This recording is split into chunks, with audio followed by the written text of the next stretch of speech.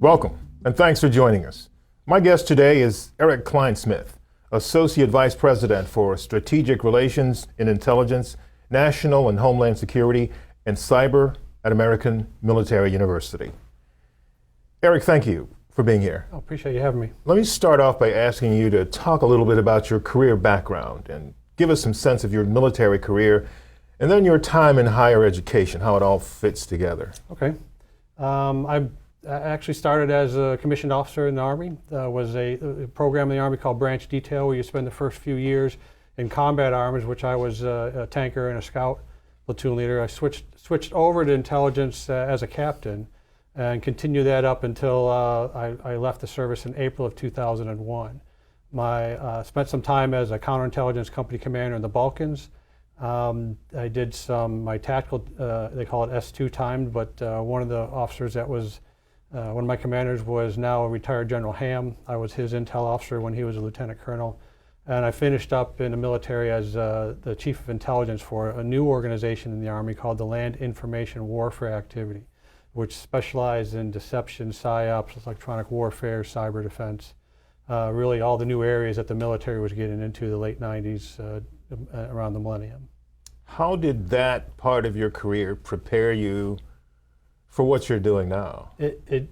All of that is really, and it's for any career, that builds your foundations for your knowledge base of which direction you're going to go in the future.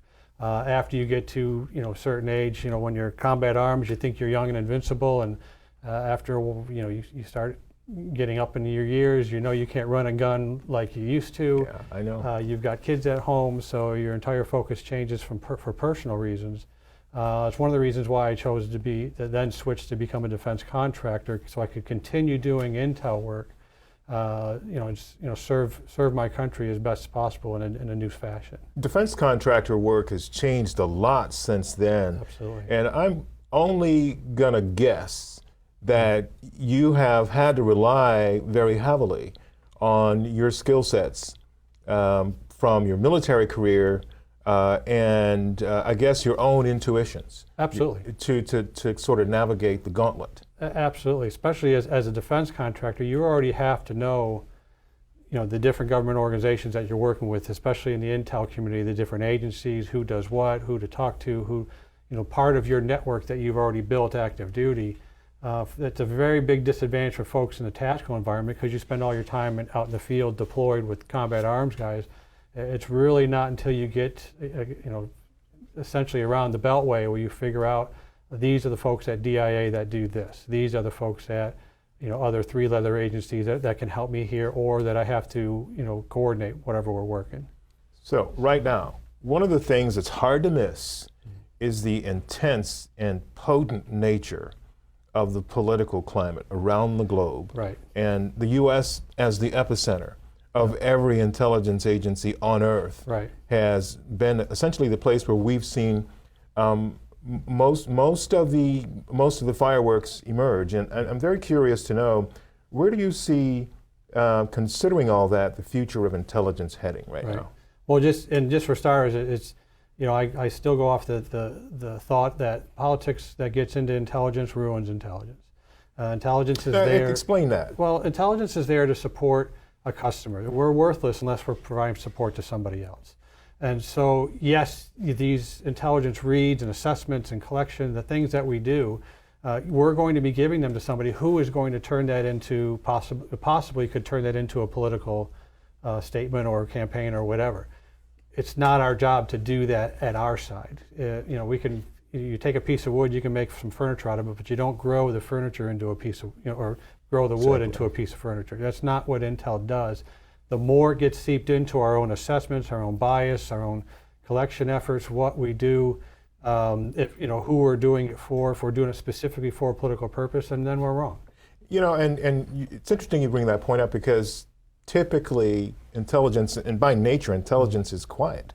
Right. It's designed from a military point of view, right. as you know, for decision advantage. Right. Exactly. And politicizing it would seem to be the antithesis of what it is you do. But there are folks out there who use this stuff that the wrong way. Right. Talk a little bit about the commercial sector and its role? And again, that's really the direction that intelligence is going to. And take it from the media standpoint, where in the past decades, the media was your top 3 newspapers, your top 3 TV stations, a smattering of radio stations, and now media is everywhere. The same thing has happened to intelligence. It has exploded outside of the intelligence community.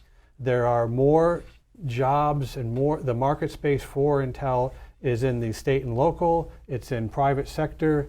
Every large company that does any kind of work, especially if it's international work, has to have a security, they don't call it intelligence, they'll call it security section or something like that. They have to protect their secret sauce, they have to protect their executives from a personal standpoint, their physical security of their offices and locations, their networks.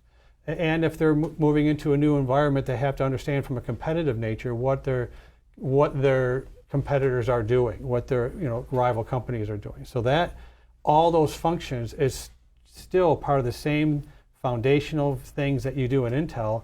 Instead of doing it for the national government or for the national military decision maker, you're now doing it for a CEO. Cybersecurity has really become a focal point. Right. Now. Have you seen the appropriate amount of attention paid to it? Yes and no. The yes part is we are paying a ton of attention to it from a technological standpoint. Where I've seen it, this has not changed, my opinion hasn't changed in 20 years, is we have not fused in the other aspects of intelligence into the cyber community.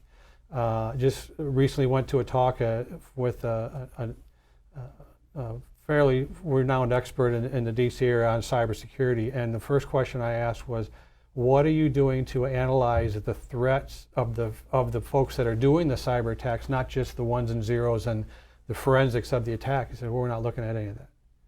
And it's the same answer I've gotten for 20 years. Why are we not analyzing our threats, the groups that are doing it from a human standpoint? And now there's talk about this, what's called convergence. Yes. You have to combine counterintelligence. You have to combine human and signals. Those have to be part of cyber. You just can't leave it to the engineers and say, do what you do, let us know when you found something. Very complicated milieu. We'll get into more of it. Yeah. On Academic Insights, the future of Intel, sponsored by American Military University on Federal News Radio, part of the Federal News Network.